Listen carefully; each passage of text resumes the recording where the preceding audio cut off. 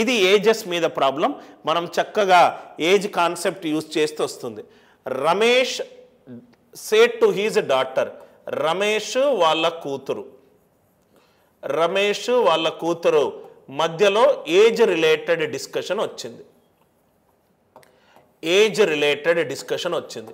దీన్ని సింపుల్గా 30 సెకండ్లలో చేసే రైట్ 30 సెకండ్లో చేసే అనిల్ నాయర్ సువే చెప్తాను sir. Ramesh said to his daughter, I am 4 times as old as you now. నేను నీ వయస్సుకి 4 రెట్లు. అంటే కూతురు వయస్సు 5 సంవత్సరాలు అవుతే తండ్రి వయస్సు 20 సంవత్సరాలు. కూతురు వయస్సు 10 సంవత్సరాలు అవుతే తండ్రి వయస్సు రైట్ 40 సంవత్సరాలు. అంటే రమేష్ అండ్ డాటర్ వాళ్ళ వయస్సుల మధ్యలో నిష్పత్తి ఎంత? 4:1. వాళ్ళ వయస్సుల మధ్యలో నిష్పత్తి ఎంత? 4:1. ఇది అర్థమైంది అనుకుంటా. 5 years ఫ్రమ్ నౌ, 5 సంవత్సరాలు గడిచిపోయాయి. ఇక్కడ ఇది చాలా ఇంపార్టెంట్ పాయింట్ సార్. సపోజ్గా నేను నా ఫ్రెండ్ దొరస్వామి ఉన్నాడు. ఇప్పుడు దొరస్వామి వయస్సు రైట్ 32 అనుకోండి, నా వయసు 35 అనుకోండి. 5 సంవత్సరాల తర్వాత దొరస్వామి వయస్సు 32 నుంచి 37కు మారుతుంది. నా వయసు కూడా 35 నుంచి 40కి మారుతుంది. అంటే అతని వయసు ఎంతైతే పెరిగిందో కొన్ని సంవత్సరాల తర్వాత నా వయసు కూడా అంతే పెరుగుతుంది. ఆమె రైట్. ఇది చాలా ఇంపార్టెంట్ పాయింట్. వయసులో 5 సంవత్సరాల తర్వాత ఏమైంది? కూతురు మళ్ళీ తండ్రిని అడిగింది. ఏమడిగింది? ఫ్రమ్ రైట్ వయసు ఎంత అంటే నానేమన్నాడు? I will be thrice as old as you. నా వయసు నీ వయసుకి 3 అన్నాడు. 5 సంవత్సరాల తర్వాత నా వయసు నీ వయసుకి 3 అన్నాడు. ఇదేదో గడుబడిలాగుంది.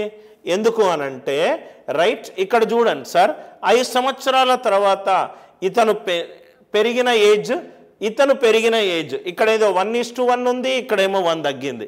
గడబడి ఉంది. దీన్ని సేమ్ చేయాలి, అంతే కదా సార్. 5 సంవత్సరాల తర్వాత ఇద్దరి వయసు సరిసమానమైన నిష్పత్తిలో పెరుగుతుంది. ఈక్వల్ ఎలా చేయాలి? ఈ మెథడ్ చూడండి సార్. 3, 1 తేడా ఎంత? 2. 4, 1 తేడా ఎంత? 3. దీనిని 3 తోటి భాగించండి. 9:3.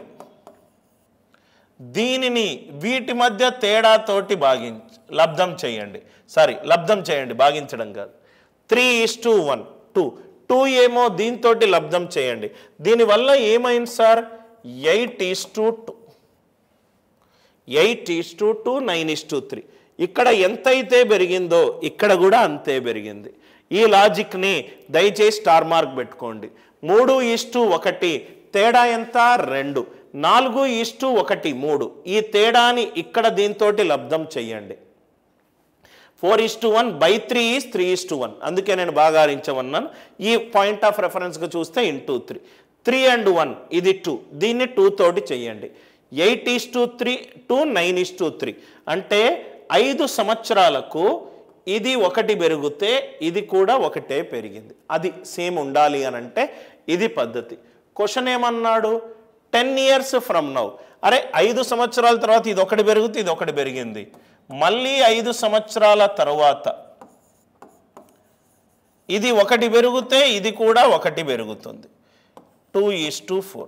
4 అనేది 10 అయింది. ఏమీ తండ్రి వయస్సు కూతురు వయస్సు ఏమీ కనుక్కోకుండా ఆన్సర్ చెప్పొచ్చు. ఆన్సర్ ఏంటి సార్? 2.5 times. 2.5 times. కానీ లాజిక్ మీకు తెలిసి ఉండాలి. ఈ వయసుకు సంబంధించిన క్వశ్చన్లు ఈ మెథడ్ మీకు రెగ్యులర్ కోచింగ్లో డిస్కస్ చేసి ఉండాలి. 3:1 తేడా 2. దీన్ని 2 తోటి లబ్ధం చేశాను. 4, 1, 3 దీన్ని లబ్ధం చేశాను. 4 2s are 8, 1 2s are 2, 3 3s are 9, 1 3s are 3.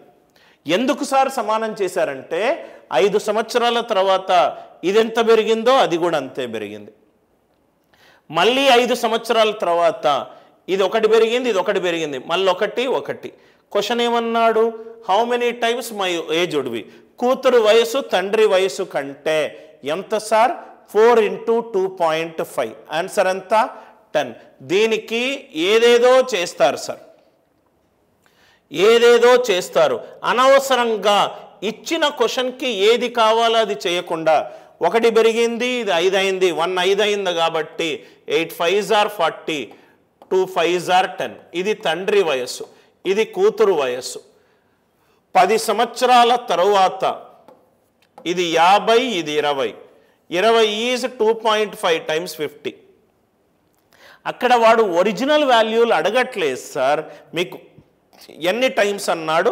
చాలా ఈజీగా మీకు ఈ అప్రోచ్ ద్వారా ఆన్సర్ వస్తుంది. అన్నిటికీ easy, best and fast methods ఉన్నాయి, అవి నేర్చుకోవాలంతే. నేర్చుకోకుండా మీకు తెలిసిన మెథడ్స్ ద్వారా తెలిస్తే ప్రతి ఒక్క క్వశ్చన్కి ఎక్కువ టైం పట్టొచ్చు.